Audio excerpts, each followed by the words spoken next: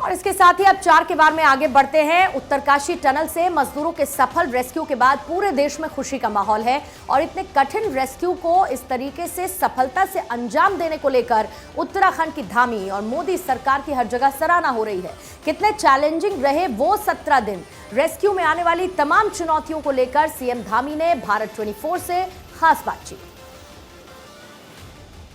उत्तराखंड के मुख्यमंत्री पुष्कर सिंह धामी हमारे साथ मौजूद हैं। जिस तरह से इन्होंने लड़ाई लड़ी है, लगातार लोग इनकी प्रशंसा भी कर रहे हैं। 17 दिन की ज़िंदगी और उसके बाद जिस तरह से आपने जीत हासिल की, चर्चा आप ही की है। मजदूर बचा लिए गए, सभी अपने घर सुरक्षित पहुंच गए। देखिए, हर एक उस व्यक्ति का जिसने इस पूरे महत्वपूर्ण ऑपरेशन में अपना योगदान दिया, मैं उन सब का धन्यवाद करना चाहता हूं। सभी एजेंसियों का, भारत सरकार का, राज्य सरकार के अधिकारियों का, कर्मचारियों का, छोटे छोटे हमारे स्थानों से आए हुए रेड माइनर्स का, सेना के लोगों का, आईटीबीपी का, बीआरओ का, एनडीआरएफ, एसडीआरएफ, पुलिस के जवान, सभी ने बहुत रात दिन वहाँ पर मेहनत करी।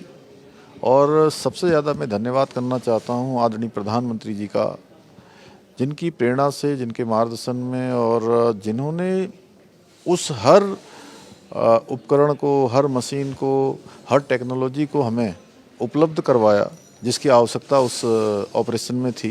अगर उनका इतना संबल नहीं होता, इनका आशीर्वाद नहीं होता और उनकी स्वयं की इतनी दृष्टि वहाँ नहीं लगी होती तो ये ऑपरेशन हमारे लिए बहुत कठिन था। आपकी तस्वीरें जो वायरल हुई, क्या क्या बातें हुई मजदूरों से, क्योंकि वो निकल रहे थे, मानसिक स्थिति बताई जा रही थी कि सही नहीं है, लेकिन उसके बाद भी बेहतरीन।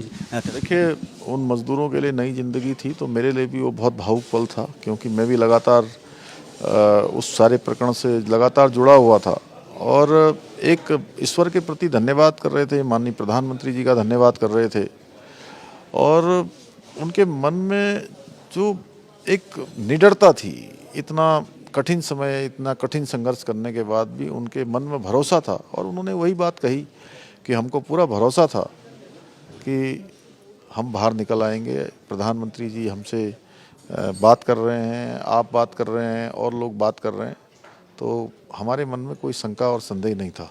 भावुकता आपकी देखने को मिली, क्योंकि इमोशंस कई बार होते हैं। आप कैंप भी लगातार वहाँ किए, परिस्थितियों को देखा और जिस तरह से निकल के सामने आए तो भावुक तस्वीरें थी। दीपावली भी मनाई, इगास जिसको बोलते हैं, इगास बागवान। देखिए, चूँकि इस दौरान बहुत सारे दीपावली से लेकर अनेक पर्व, हमारे इगास पर्व, गोवर्धन पूजा, भैया दूज, छठ पूजा, गुरु पर्व, कार्तिक पूर्णिमा, सब पर्व इस दौरान आए और हमारे ही परिजन हैं वो सब लोग। 41 श्रमिक भाई भी हमारे परिजन हैं।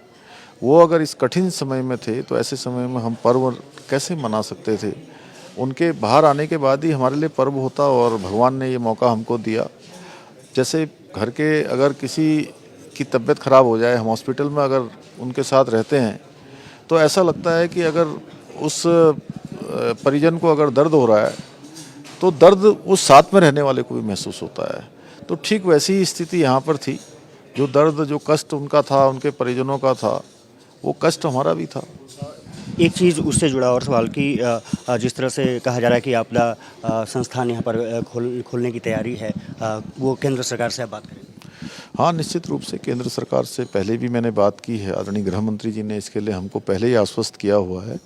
हम उनसे अनुरोध करेंगे कि जल्दी से जल्दी, क्योंकि यहाँ पर डिजास्टर हर साल किसी न किसी रूप में आता है, तो इसलिए आपदा का एक संस्थान, उसके एक अनुसंधान का केंद्र यहाँ पर होना चाहिए, जिससे कि आपदा के जो प्रभाव हैं उनको कम किया जा सके, उन पर जल्दी से काबू पाया जा सके। जोशीमठ के लिए भी केंद्र सरकार ने अब मदद दे दी है सर, तो उसको किस तरह से आप लोग पूर्ण करेंगे? देखिए, जोशीमठ को लेकर माननीय प्रधानमंत्री जी, माननीय गृह मंत्री जी शुरू से ही बहुत संवेदनशील थे और उन्होंने हमें आश्वस्त किया था। आज जो धनराशि जारी हो गई है, मैं आदरणीय प्रधानमंत्री जी का और गृह मंत्री जी का दिल से धन्यवाद करना चाहता हूँ।